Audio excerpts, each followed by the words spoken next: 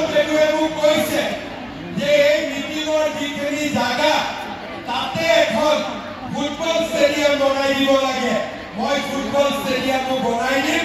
আজিয়ে 15 কোটি টকা আমাৰ ইয়াতে এখন ফুটবল ষ্টেডিয়াম বনাবৰ কাৰণে মই আজিয়ে ঘোষণা কৰি দিছো, যাতে আমি কাম হাতত ল'ব পাৰোঁ।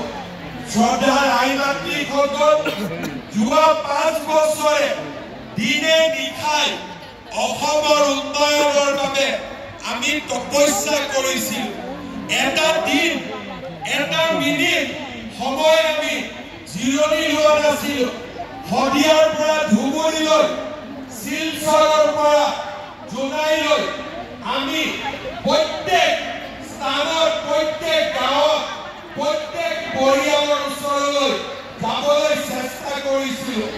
অসমত শান্তি শৃংখলা, এটা ল'ৰা ছোৱালীৰ বাবে পঢ়াৰ পৰিৱেশ আৰু বানপানীৰ সৈতে আমি যুঁজিছিলোঁ। জোনাই আৰু ধেমাজিৰ ৰাইজে প্ৰত্যেক বছৰে বানপানীত কান্দিছিলে, কিন্তু বিজেপি চৰকাৰ অহাৰ পিছত ধেমাজি জিলা আৰু জোনাই আমি বানপানীৰ কৰাল গ্ৰাসৰ পৰা ৰক্ষা কৰিবলৈ আমি সমৰ্থ হৈছো। আজি অসমলৈ আমি এটা নতুন পৰিৱেশ নিৰ্মাণ কৰিছো, য'ত নেকি আজি লাখ লাখ কোটি টকা অসমত বিনিয়োগৰ বাবে আমি কাম আৰম্ভ কৰিছো, যাতে আমাৰ কোনো পেটৰ ল'ৰা ছোৱালীয়ে কৰ্ণাটক, অন্ধ্ৰপ্ৰদেশ, বাংগালুৰুত গৈ কাম কৰিব নালাগে। মাকৰ ল'ৰা মাকৰ কাষত থাকিয়ে যাতে কাম কৰিব পাৰে। আজি আমাৰ চৰকাৰখনে ইমান দূৰলৈ চিন্তা কৰিছে যে যোৱা পৰহি দিনাখন গুৱাহাটীত আমি এটা আঁচনি আৰম্ভ কৰিছো, নাম শ্ৰদ্ধাঞ্জলি। যদি কোনোবা ল'ৰা চাকৰি কৰিবলৈ গৈ অন্ধ্ৰপ্ৰদেশ, কৰ্ণাটকত ভগৱানে নকৰক মৃত্যুৰ মুখত পৰে, 50,000 1 লাখ টকা খৰচ কৰি তেওঁলোকৰ মৃতদেহ মাকৰ ওচৰলৈকে ঘূৰাই আনিব পৰিয়ালে নোৱাৰে। আজি আমি সিদ্ধান্ত কৰিছো যে অসমৰ ল'ৰা ছোৱালী কোনোবা জেগাত যদি ভগৱানে নকৰক মৃত্যু মুখত পৰে, তেওঁলোকৰ মৃত শৰীৰো চৰকাৰী টকাৰে আমি মাক দেউতাকৰ ঘৰলৈ উভতাই আনিম। আজি আমি এই ধৰণে অসমৰ মানুহৰ মাজত এটা নতুন আত্মবিশ্বাস সৃষ্টি কৰিব খুজিছো।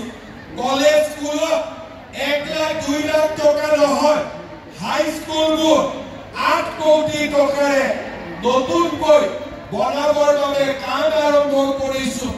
অংগনবাড়ী কেন্দ্ৰবিলাক আমি নতুনকৈ সজাই পৰাই তুলিছো।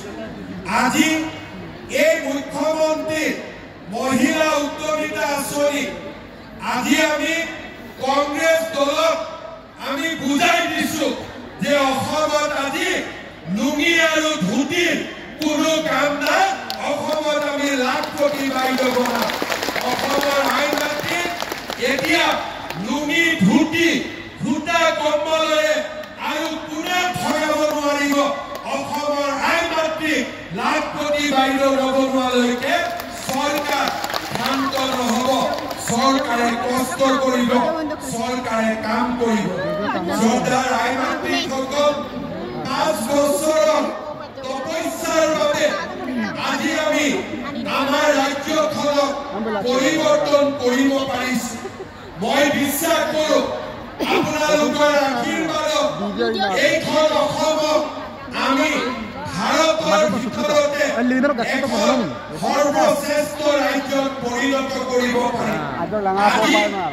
অসমত আগতে আমি কৈছিলো অসম আমাৰ ৰূপহী, আমাৰ অসম ৰূপহী, ভাৰতৰে পূৰ্ব দেশত